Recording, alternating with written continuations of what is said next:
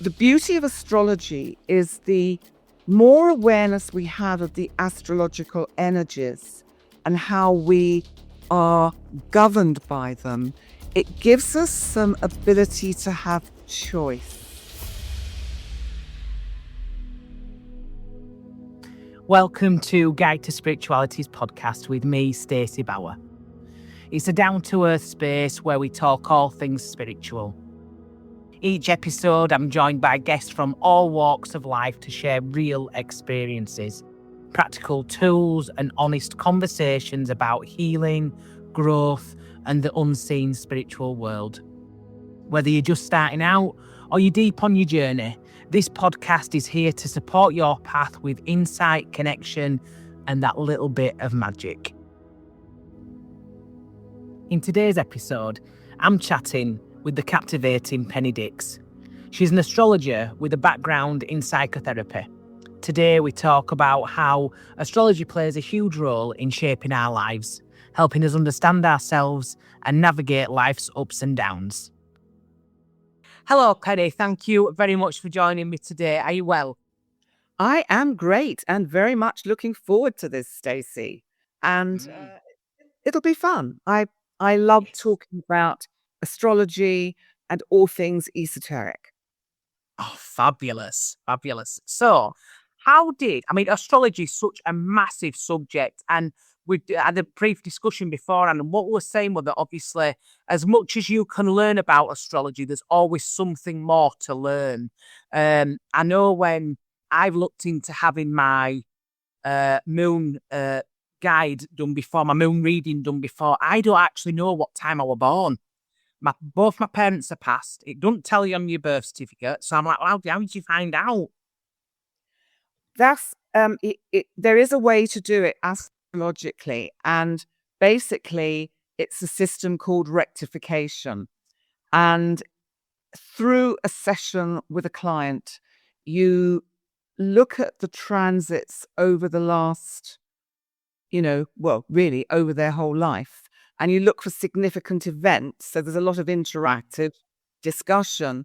And when you can identify the area of your life where the significant events are unfolding, it gives you a better clue as to the most likely rising sign, because it's the time of birth that gives you the rising sign. And that's obviously the key, because if you don't have the rising sign, also known as the ascendant, which is determined by the time of birth, basically it's quite difficult to work with astrology in the sense of what is going to unfold and in what area of your life, if that makes sense. That does make total sense, that, yeah.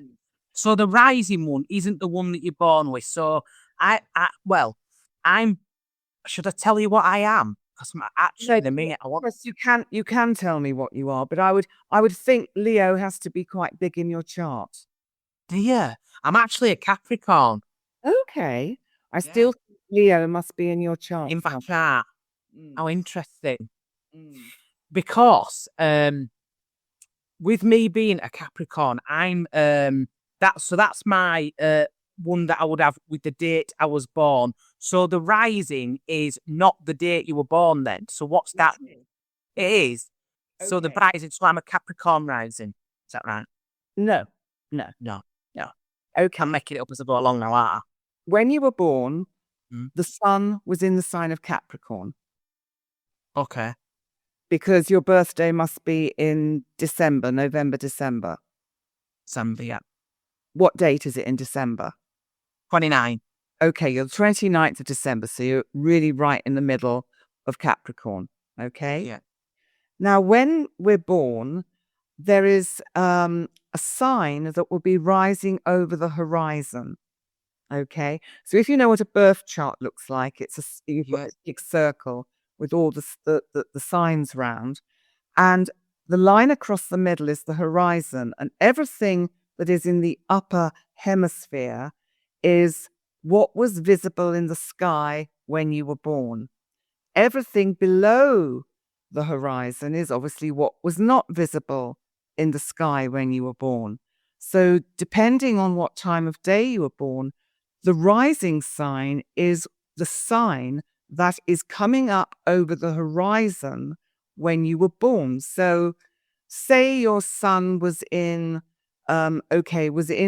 Capricorn in the 6th house, which is below the rising sign, okay, or below the horizon, then most probably your rising sign would be Leo, because that's where I know it automatically where it will be on the Yes. wheel.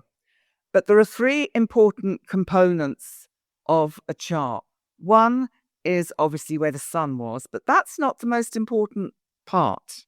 So the birthday and the sun just give us a general idea, because often we don't have any other planets in that sign. So sometimes it's just the sun in Capricorn, for instance. Yeah. And so then the moon is important, where the moon is. So I would go for you having a fire rising sign or moon sign, because that's why I'm coming up with Leo. So either your rising sign could potentially be Leo, or your moon is in Leo. But definitely I would pick up from you, having known you now for 4 minutes, that there is fire in your chart. Why? What gives you that though? Okay, well, look, Capricorn is a very determined sign. Yeah. Hence, I would imagine you are a very hard worker, and Yes. you set a goal and you achieve it, and you get Yes. the results. Yeah. Now, Leo is quite happy to be center stage. Yeah. Now, if you're doing this kind of work, i.e., the podcasts, then you're quite happy to put yourself out there, to put your head Yeah. on the parapet and get shot at potentially. Okay. And also your hair. Your hair is Leo. It's fire, isn't it? Yeah. Fiery. So there has to be fire in your chart. It's Aries, it's Leo or Sagittarius. I mean, Sagittarius could be prominent in your chart, because I think you're a medium.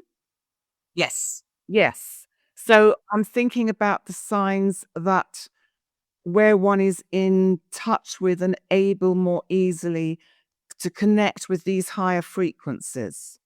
Okay. Yeah. So Pisces also could be prevalent in your chart, because that's the 12th sign of the zodiac, and very much about being able to connect with the numinosity of the universe. Ah, interesting. So it wouldn't perhaps be a surprise if you had a rising sign of Aries or Leo, okay, and a moon in Pisces, Yeah. okay.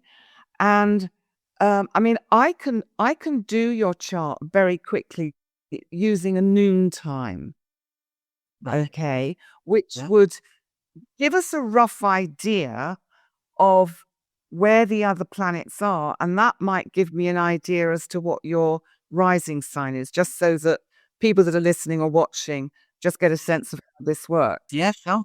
So shall I do that? So Yeah. let's go to new natal chart and put in your name, and then date of birth is 29th Yeah. 12. December, has December, and that would be 1984. 84. And we'll put in a 12 noon. 12 noon time. And then we need location is also very important. So United Kingdom, Yes. you were born. Yeah. So let's just put that in. And what was the city town that you were So born in? Keighley, Keighley. Okay, there it is in Yorkshire. A Yorkshire lass. A Yorkshire lass. Yeah. Well, this is very interesting. Whoa. Okay. Whoa, there we go. We like interesting. What's interesting is that a noon chart gives you an Aries ascendant, which is fire, which is just interesting. But it also puts your moon in Aries, so it gives us a fire moon. But it's at 0 degree, which is super interesting because depending what time you were born, it'll make your moon Pisces if it was earlier. Do you see what I mean? So Yeah. I would err on the side of, I bet your moon is in Pisces. I would Is what you said, isn't it? I would lay money on your moon being in Pisces, and your rising sign probably is Aries. And that would put, so what I'm going to do now is put some hours in and just, okay, so I've gone back 1 hour and it puts, this could work potentially because, but I'm just going to change that to minutes and go forward a bit. I'm just going to see if we slip into Aries. Bear with me.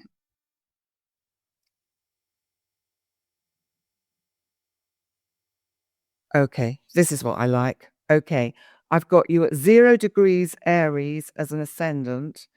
Your moon in Pisces at 29 degrees, which would be very powerfully placed because the final degree of a sign gives it extra energy, but it also puts it conjunct what we call the ascendant, which would mean if I was meeting you as a client, I'd go, whoa, this lady's powerful. This lady is somebody who is deeply spiritual and is able to, I would imagine, connect with spirit because it's in the 12th house.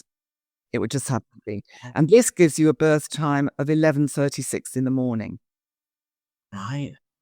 Does This is exciting. resonate? Does that resonate on any level? Yeah, to be fair, I've got around 10 something I were born in my head.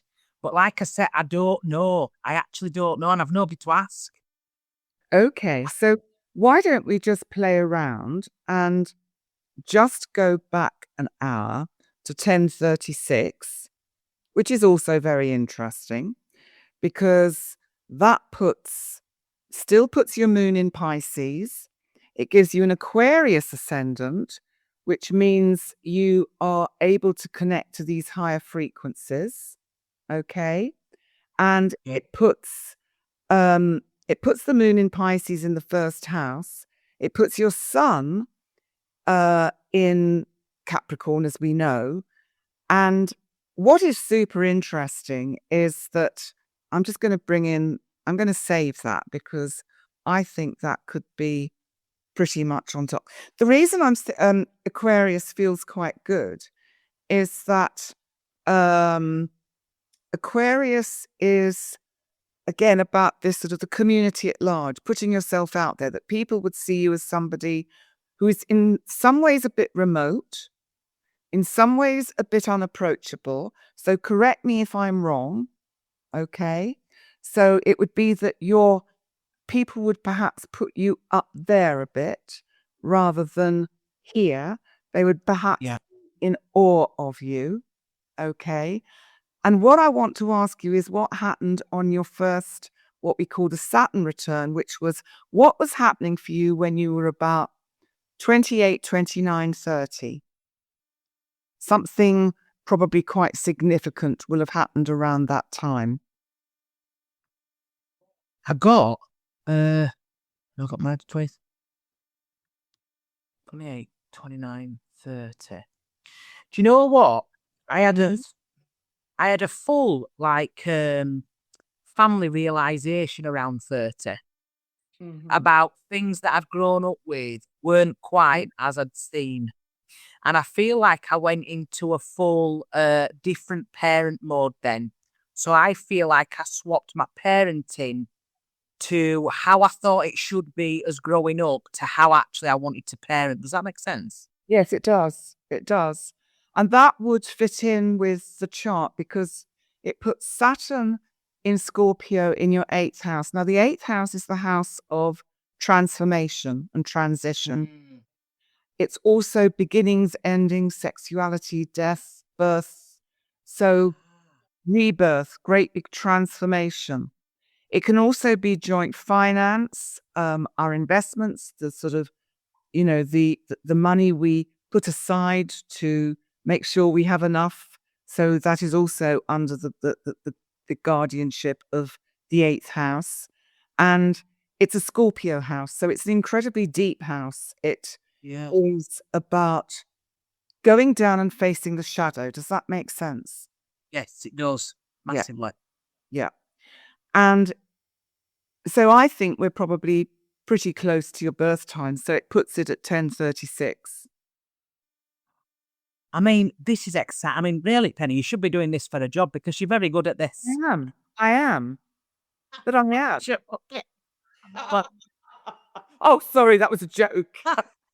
Oh, you Aquarius risings, so difficult to, connect with you subjects. Donna, how do you get into astrology? Did you sort of fall upon it, or how did it come around? Okay, so when I was, the first thing I remember is when I was about 5 or 6 years old, my parents gave me one of these lovely big color books, which was colorful pictures, and it was called the Solar System. And it was all the different planets that we knew of at that time in the solar system. And I just loved this book, looked at it every day, and learnt all the names of the planets and where they were in relation to the Earth. So it fascinated me. Anything to do with space, the universe, infinity, astronomy fascinated me. And then what happened with the astrology was it just caught my imagination because it's a blueprint of your life. So a birth chart is like we have been given a map to help us find out the best directions to take at the various crossroads that we can come to. So it's about impelling energies rather than compelling energies. So it's not this is what will happen. It's what the beauty of astrology is the more awareness we have of the astrological energies and how we are governed by them, it gives us some ability to have choice, to learn the best way to how do I manage this coming energy? For example, and I'll fill in the gaps as we go along, but when the pandemic hit in 2020, now at that point I had been studying astrology on and off randomly for 30 years, I guess, 35 years. But alongside that, or my main profession at that time, was that I trained as a psychotherapist, a psychoanalytical psychotherapist. So I worked as a psychotherapist for 20 years, 30 years in the UK.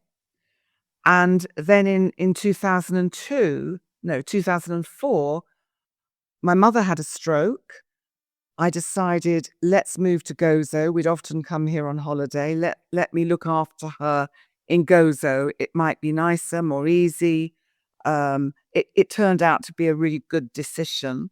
So I've been here 21 years. She passed in 2015 at 89, bless her. But anyway, coming back to 2020, I thought, COVID.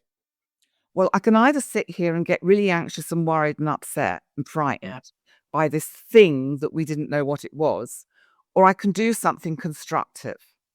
And what I did to start with was I started doing some live broadcasts on Facebook, talking about how to cope with anxiety, how to cope with stress, how to cope with isolation, how to cope with loneliness, all those kind of topics, in an effort to be proactive with the skills that I had as a therapist.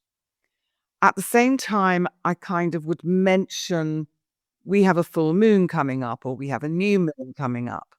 And at that time, I was still studying with an astrology teacher that I'd been with for some years. And basically, she sort of said to me, I'm going to kick you out the nest. You've got to start doing this properly. You've got to start doing other people's charts. And I decided I'd always wanted to have a YouTube channel and do astrology on it. And so in June 2020, with the help of someone who found me through Facebook, who was in marketing, she helped me set up the YouTube channel and grow it. And so that was how I got through COVID, doing astrology, doing the monthly forecasts, the full moon, the new moon, and started taking clients, got a website and everything set up and started taking clients. So that now I've got about 33.9 thousand followers on YouTube. Really? Oh, wow. So, a big channel. And my biggest market is the United States. So that's Really? that's my key market. And I love it. And I think you would probably align with this, with the work you do, that I don't think we can do the kind of work we do if we're not passionate about what we're doing. Hi, I'm just taking a quick break to thank you all so much for listening to the podcast and for all your lovely support. If this episode gave you something to think about or simply felt helpful, you can support future episodes and my tea habit over at Buy Me a Coffee. The link is buymeacoffee.com/guide to spirituality.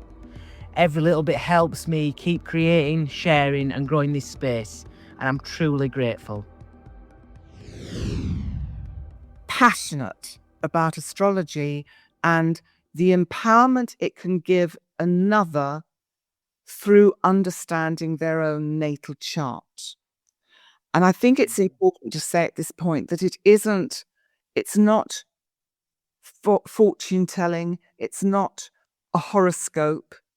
That is, when we went into the horoscope era, sort of, 50, 60 years ago, it's given astrology a bad name because it's actually a very serious science. And you have to actually understand astronomy before you can understand astrology. So I don't know what it would be termed as, a pseudoscience or an esoteric science. I'm not really quite sure how it would be termed. But basically, astrology is quite scientific. And, if we bring it down to very simple terms, that we know the moon governs our menstrual cycle in a 28-day cycle. Therefore, because we are fluid, we are water, our body is made up of water. So the moon affects the tides of the earth. The gravitational pull of the moon affects the body and it affects the psyche and the soul. Therefore, the sun also gravitationally has an effect on our soul, as do all the other planets. And when they are in a geometry together, which would be, say, a square or a trine or an opposition or a conjunction, the combined energy of the symbolism of those planets affects us in the area of the chart that is governed, or the area of life that is governed by that point in time on our chart. Shall I stop talking for a while so you can talk? I'm listening. I'm enjoying myself. No, I'm aware with you there. What the thing is, what I was just saying, what I was just coming in mind, and I'm very interested. Do you know, like when? I mean, I massively work with the moon anyway. So the moon phases, I have Moon Club. We have everything, and anybody that is saying to me at the time, like, I feel right emotional at the minute, and I'm like, oh well, it's because this is happening. That moon will set you off with this. It's like we're in Taurus at new moon now, aren't we? So it's all about like grounding and abundance and bringing in what you want and setting out goals for what's going on. So my mind went somewhere else. I was thinking when you said psychotherapy. Do you know, like, if somebody's suffering massively with like mental health issues or anything like that, that could be just down to the way that their sign is at the time, what's affecting them, and the energies of the earth, couldn't it? Do you know what I mean? I mean, I obviously think of the moon, but when you said, and obviously the sun as well, and the other planets, sometimes we forget about those, don't we? Yeah, exactly. And you hit on a very important point because, yes, psychotherapy and or self-development psychotherapy, psychology marry very well and blend very well with astrology. And people who may be suffering from, say, anxiety, depression, relationships that never work, career direction, don't know what to do, these kind of issues can be really helped by astrology because it gives you a map and it says, look, this is why this is not unfolding at the moment. And I think when we understand, oh, okay, it's not meant to happen at the moment, it's about timing because I have to address this part of my life at the moment rather than focus on that. It's like we say, if a door doesn't open, it's not your door. And Yeah. so it's actually about reading the signs and reading the messages, understanding the messages that the astrology is giving us. So it is an amazing tool. It's an amazing map. And if you know your chart well and you understand, for example, you're talking about the moon.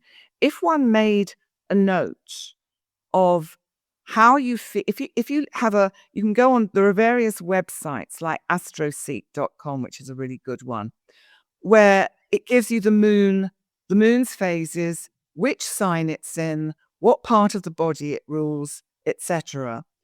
You can make a note in a journal of how you feel every time the moon is in, for instance, Cancer, every time the moon is in Capricorn. And you will begin to see a pattern that emerges from that. And I have noticed, for instance, because I'm a Leo ascendant, that when the moon is in Cancer, which is my 12th house, which is where things are kept restricted, restrained, imprisoned, we can feel quite depressed in that 12th house. When the moon's in Cancer, I just want to be a little bit private and introvert. And so it's interesting that one can really get a sense of the way the energies and the moon energy works if you just keep a record of how you feel when the moon's in each of the different signs. So I don't know if you do that already with your group, but it's something you could introduce. Yeah, definitely, definitely. You see, I feel like as humans, we're hard on ourselves, aren't we?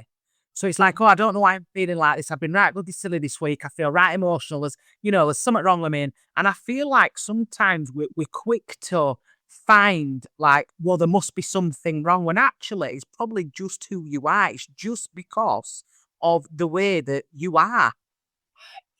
Yes and no, because I think the most important thing is in life in general is the better you know yourself, Yeah. the better you're equipped to cope with the highs and lows.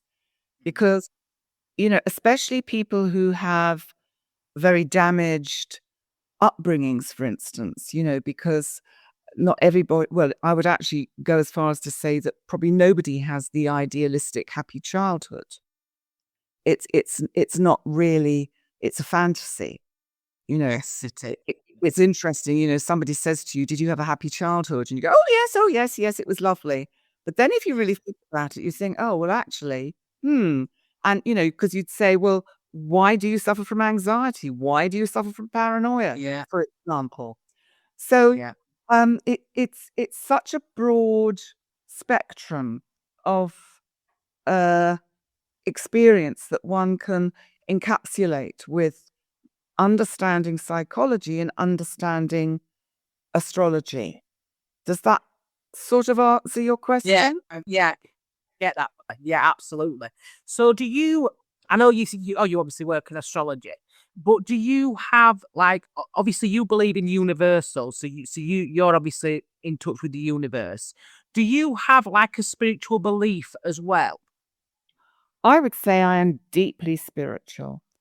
And I also have a connection with non-physical light beings that I channel. And I have a sort of, chief one who is almost like the spokesperson for what I call the blue light beings. And so Wow. I have the blue light beings who will often be channeling through me when I'm doing an astrology reading, because Yeah. I'm very much an intuitive astrologer. So I just, sometimes I just look at a chart and I think, well, it's just a jumble of numbers and pictures. And then other times it's like I see this four-dimensional uh, scene. I'm just immersed in it. And so, Really? and the blue light beings have been around me for some time, for probably 30 odd years. Um, it When I attuned to Reiki, which was about probably 15 years ago, it seemed to trigger an ability to see orbs. So I started to see the blue light beings and blue shafts of light and blue orbs. And so that is always my visual sign that they are around, that they are near.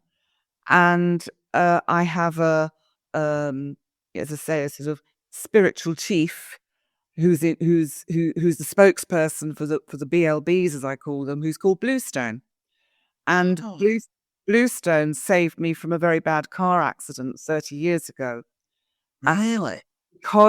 because of that, that shocked me so much, because I'd been kind of aware of him as a presence. And I was on a very fast road down in Kent, in Sussex actually. And at the end of this long road, there is a bend to the left, a sharp bend to the left. There was a car in front of me going very slowly, and I had plenty of room to get past her.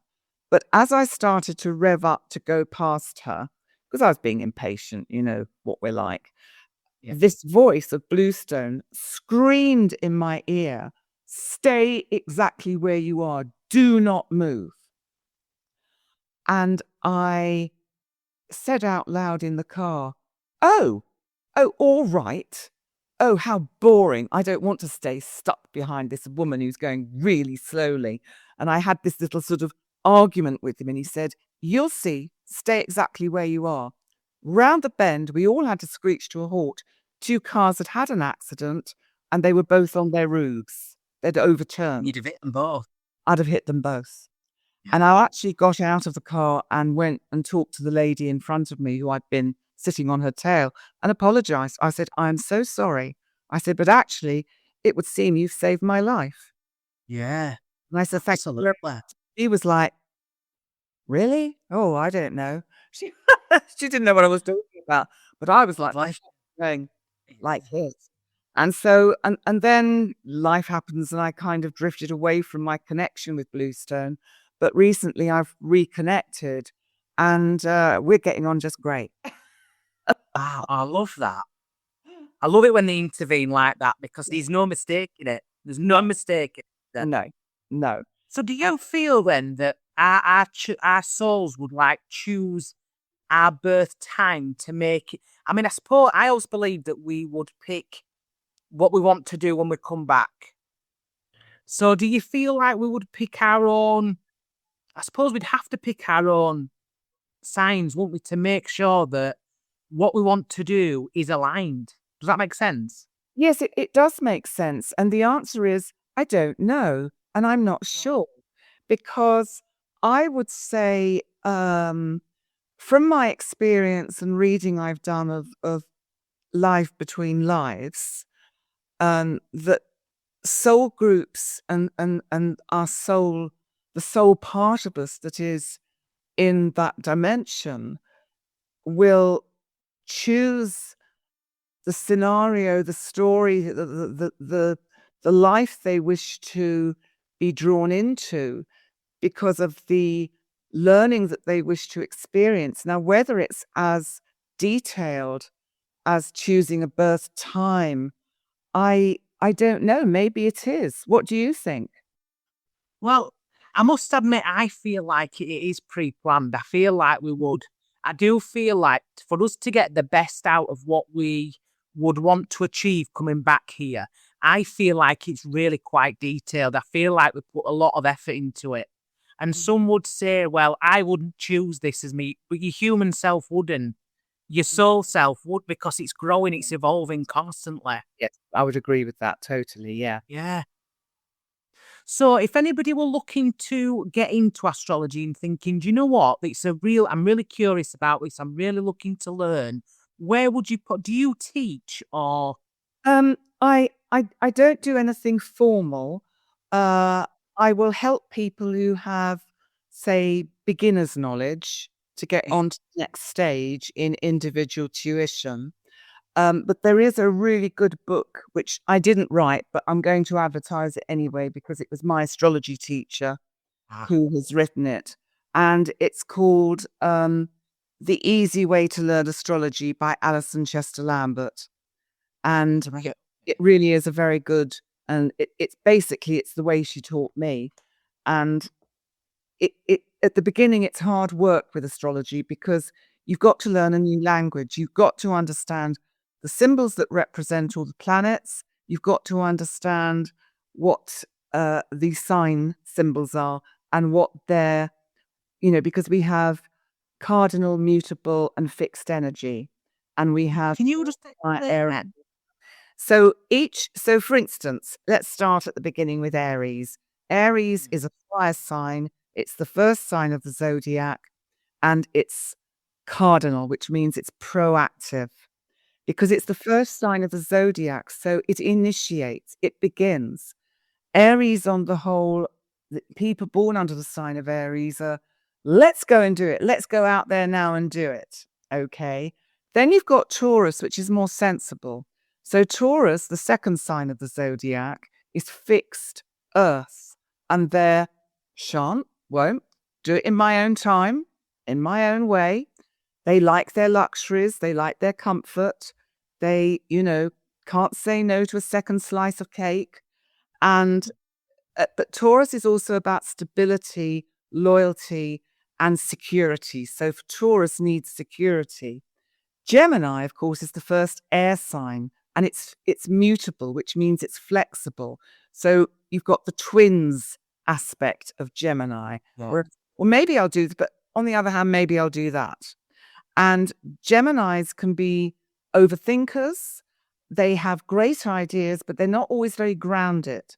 And obviously, all of this depends what else you've got going on in your chart. Yeah. And Cancer, of course, is ruled by the moon because you've also got to know what planets rule each sign. And Cancer is ruled by the moon, is about home, family, mother, is cardinal, which means it's proactive, but it's a water sign. So it's a very empathic and emotional sign, and nurturing. And if you think of the moon as nurturing and mother, and so on, I can go around the whole signs if you want me to, but I know that. I've got twin boys that are 17, and they're both Capricorn as well. Mm-hmm. And well, that'd be obvious, wouldn't it? We couldn't have one and one another, could we? And then my husband is an Aries, bless him. So, but they were all cardinal signs. Mm-hmm. So interesting. Life is quite feisty at home. Yes, it is. Yeah. Yeah, everyone wants their own way. Yes. They do. It's fun sometimes. I can imagine it gets a little bit hot and yes, sort of. Yeah, it does a little bit sometimes. It's like, I was just saying to my friend, I was telling her today, and she says, "Oh, I don't envy your states. I don't envy you." Well, I know. Oh, don't wonder I'm like I am. Yeah, I love it. I love it. So, have you actually written a book though? No, I'm going to. I want to say, is the one in the pipeline? I feel like there's one. There's one in the pipeline. I've had a sort of funny couple of years because I had to have major back surgery a year ago, And so it kind of put me out of action for a while. And even though I thought I could write while I was recovering, I didn't realize how 8.5 hour surgery on your back knocks you out. And so all I wanted to do was sleep for about 6 months. Yeah. Are you okay now, though? Oh, I'm brilliant. But I'm going to have more surgery. I've got to have my rotator cuff on my shoulder anchored because I've got a shoulder injury. So I need that in a couple of weeks' time. So, Lovely. but it's not going to affect me like the back because it's a short No. surgery. And So saying our surgery is a long, long thing, isn't it? yeah, I'll still do all my videos, but I won't see clients for 2 or 3 weeks. Just take a little bit of time off. But So if somebody wanted to have their chart done, where would they find you? okay, they would need to go to my website, which is pennydix.com. And if they want to have a look at my my YouTube channel, it's called Astrology by Penny Dix, DIX. And as I say, it's got 33,000 subscribers. I do the new moon, the full moon. I do a lot of lives. I do a live week ahead. I do a live month ahead. I do, what else do I do? That's right. I have a series that I do called Astro Bites. So when we come up to a significant transit, like we're just coming out of a very significant transit, which was the Mars in Leo opposite Pluto in in Aquarius. And that is a very tough opposition. And probably that's why we saw that awful tragedy in Vancouver, where somebody drove into a crowd of people and killed 11 people, I believe. These are the kind of events that can get acted out. But the new moon yesterday is really good, and it's a powerful new moon, and I think it's going to bring some change. That new moon in Taurus is going to bring some positive change and a little bit more security. So, but not yet. It's about timing. And this is one of the things that I feel people get frustrated with in their own lives and sometimes with astrology because it's so much about timing. You see, if I look at your transits just briefly, looking at the ascendant we've given you, it puts Pluto in Aquarius in your 12th house. Now, this sees you going through the next, what I would say, 15 years of enormous inner transformation. Enormous inner transformation. And I would say because Uranus is going into your 3rd house of communication, you're going to be doing much more of what you're doing now, much more probably teaching. And I would have said that the potential for you writing a book is huge, is massive. So, This is good. I was dreading it then. I thought, oh, what's she going to say? What's she going to say coming forward? But you need to slow down at the moment with your energy and your work and your health, because Mars in the 6th house at the moment is just saying, don't go too fast. Watch how you walk. Don't trip yourself up. Okay, that is a reoccurring theme for me all the time. Right. So I think I need to listen. So, yeah. And also, let me tell you about the other channel I have, because I've also got another channel on YouTube, which is a growing channel. It's 2.4 K subscribers. It's called Channeling and Stranger Things. And called Channeling and Stranger Things. And I run it with a colleague called Sarah Sands Smith. She's a hypnotherapist. She does a lot of past life regression. And we've videoed 2 past life regressions with her taking me into a past life. And the most recent we uploaded yesterday. And we just look at strange things and explore unusual events and esoteric things. And she channels, I channel. So we have our monthly predictions of Bluestone and Blue Man's, because her guide is called Blue Man, and he's been with her since she was 5. Oh, interesting. And she physically sees him. I don't see him up here, but she physically sees him, which is just, I find like, wow. I wish I was Bluestone, but maybe I will one day. And so that's an interesting channel. I think your viewers, listeners might love that. Absolutely, yeah. That sounds really interesting. Yes, yeah. So, what else can I tell you? I do a lot of joint collaborations with other astrologers, lives, and things like that, which are fun. I look at a lot of politics as well, because astrology can be very accurate about predicting how things are going to unfold politically. So, can I just ask you a question? You mentioned it earlier on. Can't help but figure out. I want to know, where's Gozo? Oh, okay. So I live on the island of Gozo, which is the small sister island off the island of Malta in the Mediterranean. We're 60 miles south of Sicily. And so, for instance, okay, that's north, that's south. So Tunisia is that way. Okay. And that way would be Turkey and Greece and all of that. Oh. And I've been here for 21 years, but I'm coming back to the UK for good. Are you coming for good? Do you have family here? I've got cousins, but it's time. When you know it's time, it's time. Yeah. So I've got my apartment on the market. So if anyone's watching, they want a nice apartment in Gozo to help get home.